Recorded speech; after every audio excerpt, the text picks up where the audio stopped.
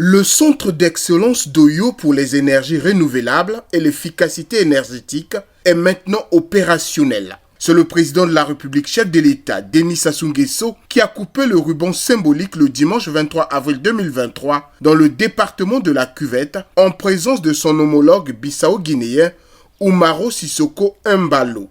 Bien avant, l'auditoire a suivi le mot de bienvenue de Gaston Yoka, maire de la ville d'Oyo, qui s'est apaisanti sur l'importance du dit centre. Cet événement constitue l'aboutissement de la vision du président de la République, chef de l'État, à faire engager la République du Congo dans les problématiques de la transition énergétique à travers plusieurs actions.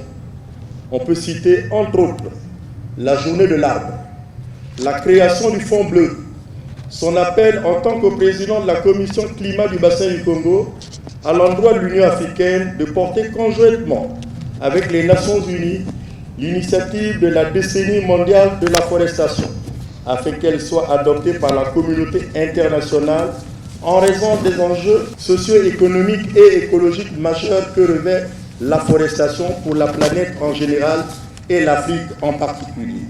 Et aujourd'hui, par l'engagement à la création de ce prestigieux centre de la recherche ici dans la ville d'Oyo. L'inauguration du centre d'excellence d'Oyo est la preuve indéniable des bénéfices du partenariat public-privé entre le gouvernement de la République du Congo, le groupe ENI et l'Organisation des Nations Unies pour le développement industriel. Ce jour, 23 avril 2023, une nouvelle page de l'histoire de la ville d'Oyo s'écrit avec des lettres dorées. De la recherche de pointe dans le domaine des énergies renouvelables et de l'efficacité énergétique sera effectuée ici dans notre ville par des enseignants-chercheurs et innovateurs congolais et internationaux au bénéfice de nos populations à l'échelle nationale et internationale. Ce centre qui répond aux normes internationales vise à mettre en place des technologies innovantes devant supporter la recherche pour le développement durable au Congo et promouvoir le développement de l'Afrique ainsi que l'approvisionnement en énergie à travers la recherche, a souligné Claudio Descalzi, directeur général du groupe ENI Congo. Le but ultime du centre, ce n'est pas seulement d'étudier les possibilités de diversification énergétique, mais aussi de promouvoir l'accès à l'énergie soutenable à tous, et en mettant en œuvre les technologies innovantes, les meilleures et les plus efficaces. La recherche se concentrera sur la transition de l'énergie traditionnelle vers l'énergie renouvelable et durable, avec une approche énergie, eau, alimentation, qui est fondamentale pour le développement économique, environnemental et social. Dans ce centre, on pourra étudier les projets d'économie circulaire sur les biocarburants dans lesquels ENI a une expertise d'excellence. ENI est déjà en train de développer des projets de bioénergie au Congo, mais la recherche sera importante pour l'amélioration des cultures. Cela se produit alors que l'Afrique est en pleine croissance et que ses besoins en énergie augmentent également. Cette évolution associée à l'industrialisation rapide du continent représente une opportunité sans précédent pour l'expansion des solutions d'énergie renouvelables respectueuses du climat. Les sources d'énergie renouvelable ont un potentiel de croissance considérable en Afrique, compte tenu des importantes ressources solaires et éoliennes du continent. Toutefois, l'expansion des énergies renouvelables dépend d'une série de facteurs.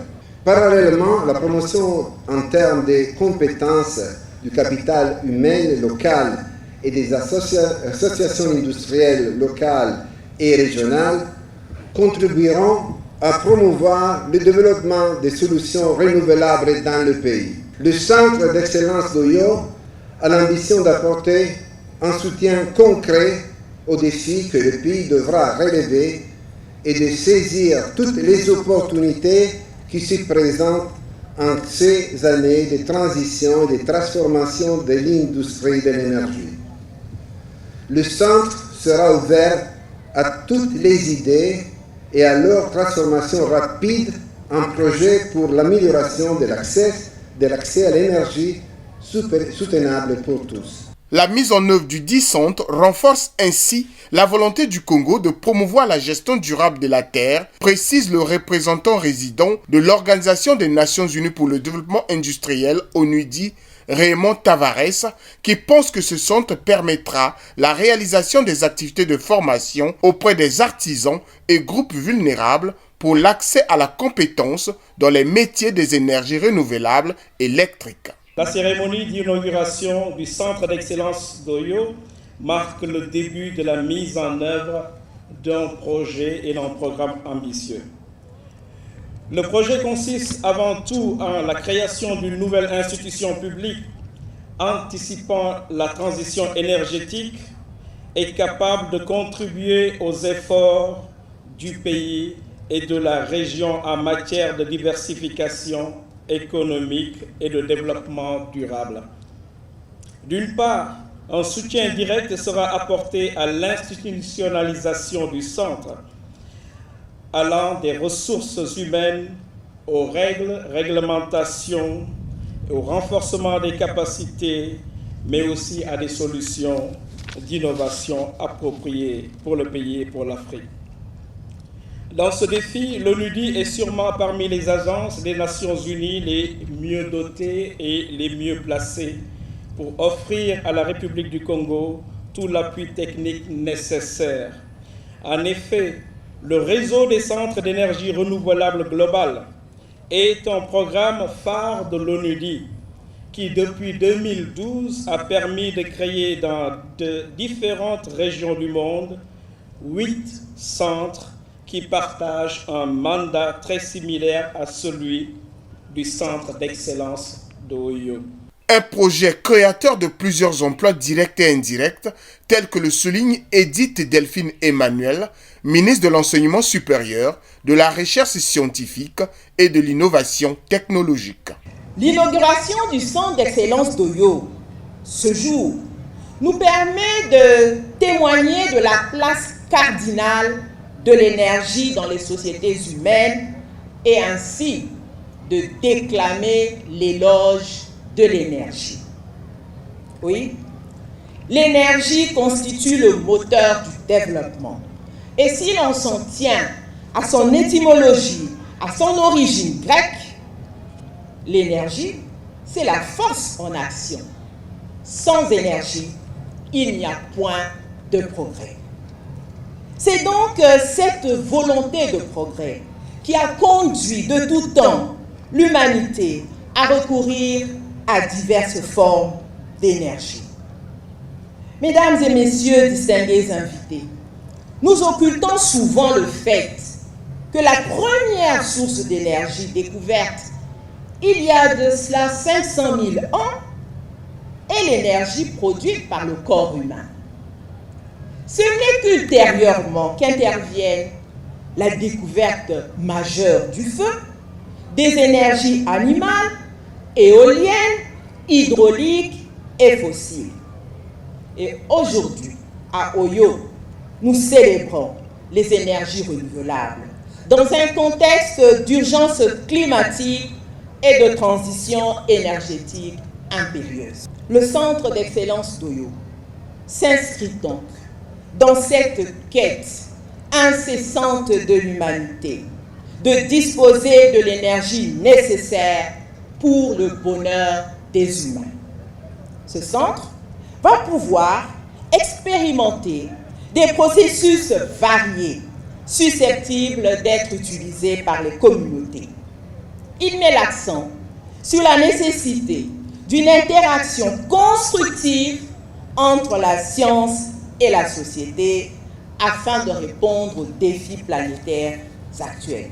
Au cours de cette cérémonie, quelques cadres, dont un échantillon de 5 personnes, ont été décorés par le président de la République dans l'ordre du mérite congolais. Après le dévoilement de la plaque inaugurale, la visite guidée a permis au président de la République, Denis Sassou Nguesso, de se rendre compte des travaux réalisés.